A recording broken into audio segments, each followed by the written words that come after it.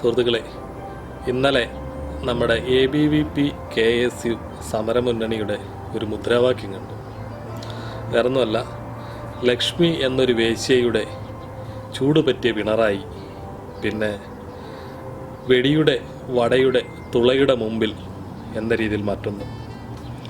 ആ കൂടെ തന്നെ നമ്മുടെ സഖാവ് PM മനോജിൻ്റെ മകളുടെ ഫോട്ടോ വെച്ചിട്ട് കുണ്ടൻ മനോജിൻ്റെ മകൾ എന്നും പറഞ്ഞുകൊണ്ട് പോസ്റ്ററും അടിച്ചിരിക്കുന്നുണ്ട്.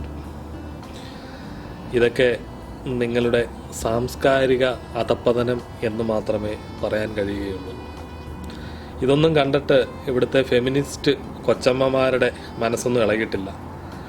അവരെല്ലാം പാറേപ്പള്ളി ധ്യാനം കൂടാൻ പോയിരിക്കുകയാണെന്ന് തോന്നുന്നു.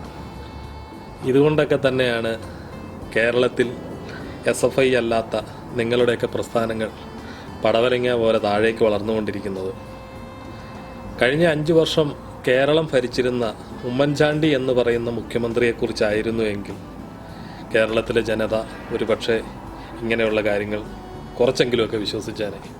ഇവിടുത്തെ കേരളത്തിലെ ചാനലുകൾ വൈകുന്നേരം കേരള ജനതയ്ക്ക് മുമ്പിൽ എത്ര ദിവസം അന്തിച്ചർച്ച നടത്തി സരിതയുടെ വെളിപ്പെടുത്തലുകൾ.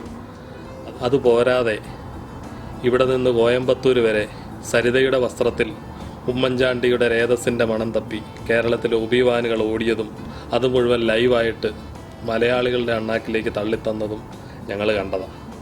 അപ്പം അങ്ങനെയുള്ള ഉമ്മൻചാണ്ടിയുടെ പേരൊക്കെ വെച്ച് ഇങ്ങനെ പോസ്റ്റ് അടിച്ചാൽ പോരെ? അതല്ലേ കുറച്ചുകൂടെ നല്ലത്? അതാകുമ്പോൾ KSUക്കാർക്കും ABVPക്കാർക്കും കുറച്ചുകൂടെ സുഖം കിട്ടുമല്ലോ.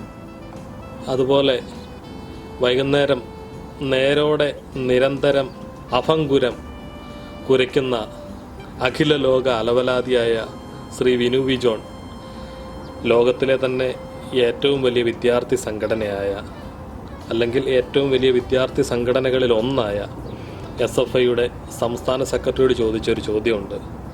നിങ്ങൾ ഒപ്പിട്ട് കൊണ്ടുവന്ന ഈ കീറക്കടലാസിന് എന്താണ് വിലയെന്ന്.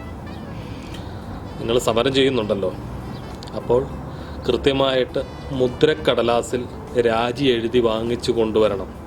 അത് വിനു പൊക്കി കാണിക്കുകയും വേണം.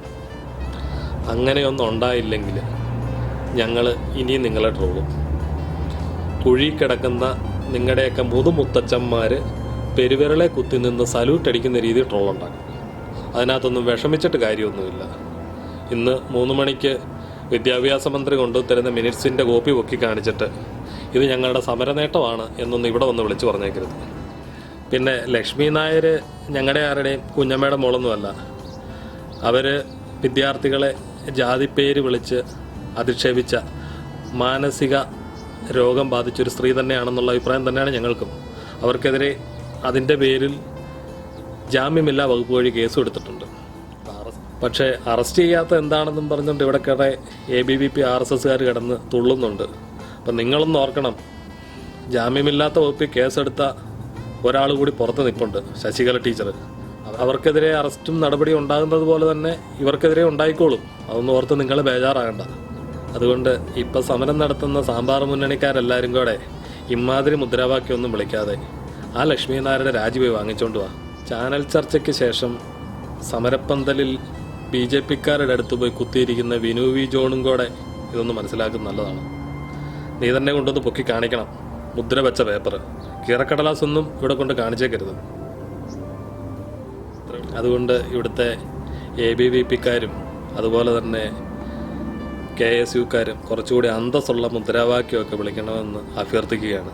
കാരണം ഉമ്മൻചാണ്ടി അല്ല ഇപ്പം കേരളം ഭരിക്കുന്ന മുഖ്യമന്ത്രി. ഉമ്മൻചാണ്ടിയുടെ സ്വഭാവം വെച്ചുള്ള മുദ്രാവാക്യം ഉമ്മൻചാണ്ടി ഭരിക്കുമ്പോൾ വിളിക്കുക. ഇപ്പം അതിൻ്റെ ആവശ്യമില്ല. അപ്പം കാര്യങ്ങളൊക്കെ ഏകദേശം മനസ്സിലായി കാണുമല്ലോ.